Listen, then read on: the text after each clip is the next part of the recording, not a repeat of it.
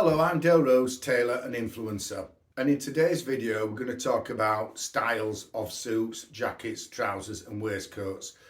Now generally when you see somebody wearing a suit, you'll look at it and you'll take a snapshot decision and you think I like it or I don't like it.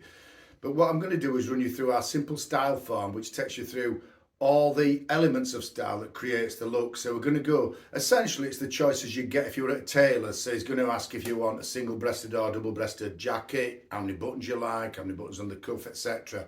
So let's dive straight into the video and you're going to build up your own ideal favourite style.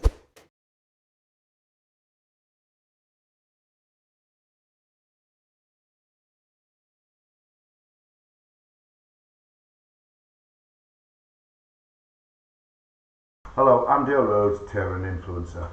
Today we're going to talk about suit designs, and I'm going to run through the options that I would generally offer people when they're having a made-to-measure suit. So we're going to jump into our free resources section on the website and go to the intelligent style form, and then I'm going to run through the same options as I say I would if you were coming to see me for a suit, but these will also apply and you'll get your head around when you're buying off the peg and ready to wear what's available.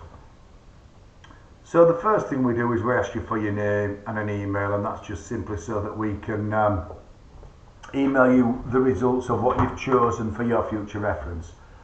Now all three-piece suits are made up of a jacket, a waistcoat and a trousers, and obviously you've got a two-piece option there, but for this brief tutorial I'm going to run it through on a three-piece suit. So we're going to select three-piece suit, and the first option we would discuss then, to break it down and make it simple for the client, is the jacket style. Now there's two options when it comes to your jacket style. You've got a single-breasted and a double-breasted. The main thing for a double-breasted is you generally keep it fastened most of the time, and the other thing I'd say about a double-breasted, it's ideal if you've got a few suits in your wardrobe. If you've not got many suits in your wardrobe, I always think you're better sticking for something plain and simple. If you're going to go down the double-breasted route, you would choose to either have a button one, which is ideal if you're short. It's not a great choice for a tall guy. Button two is the classic. You can see it gets the name button two from the amount that they actually button. This would be a button two show 3, or some tailors might call it a button two show 6.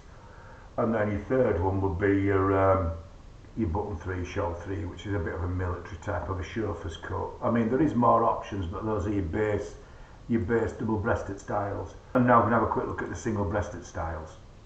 You'd go 1, 2 or 3. You could have a button 4, but these are the main ones. Button 2 is your go-to. It's the most popular style. It's the classic style that most people have. Button 1 is a fashion suit. It's also good for a shorter guy. It's good for a dinner suit. And obviously with the shorter fashion jackets, there's quite a few button ones, so they're not getting too many buttons in this area, looking a bit buttoning. Button 3 I prefer on taller guys. This particular image we've thrown in from Pinterest has got his top button fastened, which is a bit of a tailoring not to do, always just fasten your middle button. So you're going to run through and your customer's got his head around what he's wanting to do with his button, and then we're going to go to the next option, which is the lapel.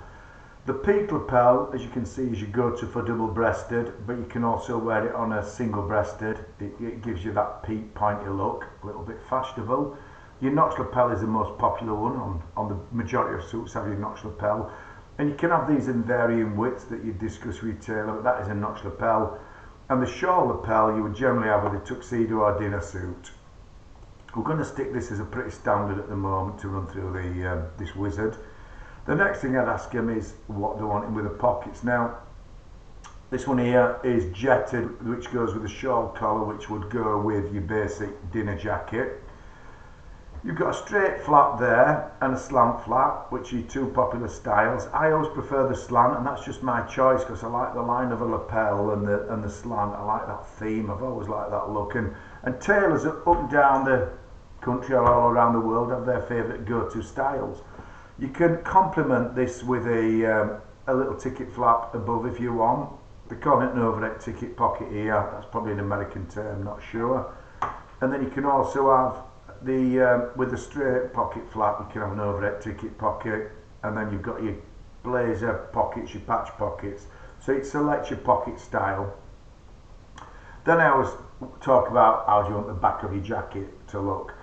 My favourite all time is side vents because I think it fits better across the back and always hangs better. I prefer this with the slant pockets. Centre vents I prefer with a straight pocket. Side vents would go with double breasted as a go-to, and the no vents would be for your dinner suit, your tuxedo, in my opinion. But there again, remember, your point of made to measure tailoring is you go for what you want. You decide how many buttons you want on the cuff. You can have 1, 2, 3, 4. You can have different types of buttons on your cuff, but as you can see here, one of the common choices when you're having something made is to have a real buttonhole. If you're going to have real buttonholes, you've got to get your sleeve length right.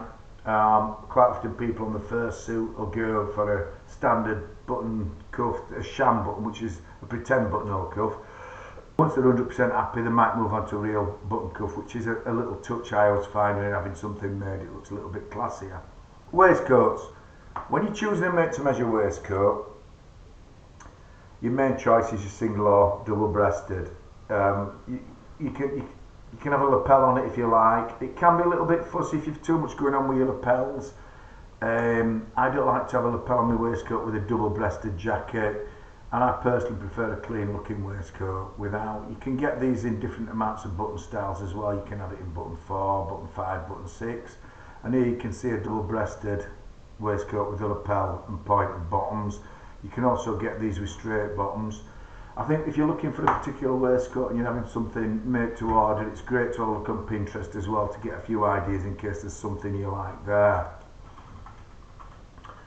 The choices for pockets, you've got your standard 2 pocket and you've got a 4 pocket. 4 pockets are quite good if you like to put things in your top pockets, i.e. pens or an handkerchief, but my usual go-to is a 2 pocket waistcoat. Jumping into trousers. The cut of the trousers can vary, and the block would use, you'd either go no pleats, a forward pleat or a double pleat. If you're going to go for a pleat, you'd wear the trousers a bit higher on the waist. The flat fronts are great for people who have a little bit of a tummy where they might have them lower, and it's also a flat front, no pleats, helps you get a narrower leg, because obviously when you're building a pleat into it, you have a little bit of fullness at the top of the leg.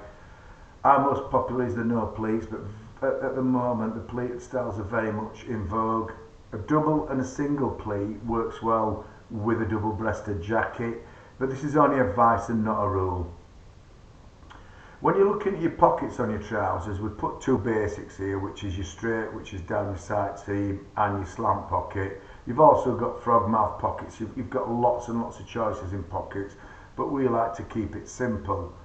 The straight pockets is great to have on a dinner suit as well, because you're going to have a tape running down it, and I just think it looks a little bit neater all in that particular line. Then we're going to go to the back pockets. Now most people that have had suits off me, they'll know that I like to tuck them out of a back pocket, and the reason being you get a cleaner fit on your seat and you're not putting things in your back pocket that could be pinched, i.e. a wallet, etc. So you've got a what I prefer, no pocket. You've got a single, you can have a flap on it, that's a single, and that's a double pocket.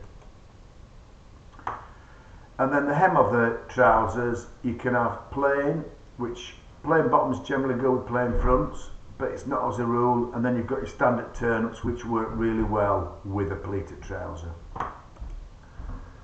We're now going to run on to your waistband styles, and your waistband styles, belt loops are great on a 2-piece, definitely not with a waistcoat. And then you've got your metal side adjusters here that you can wear with a waistcoat with a classic tailored suit. Some people may go for the button adjusted option. There you go, you've completed that, you've submitted your form, and you'll be getting one dropped in your email box. I hope you found this video helpful and informative. Thank you for watching. I'm Dale Rhodes, and thanks for watching. Visit my website because we've got tons of information and free resources as well, and you'll find that an informative place to go. You can also access our products that we offer online, and also we've got an upcoming course on retail tailoring that I'm sure lots of you out there will be interested in. Thanks for watching. Bye bye for now.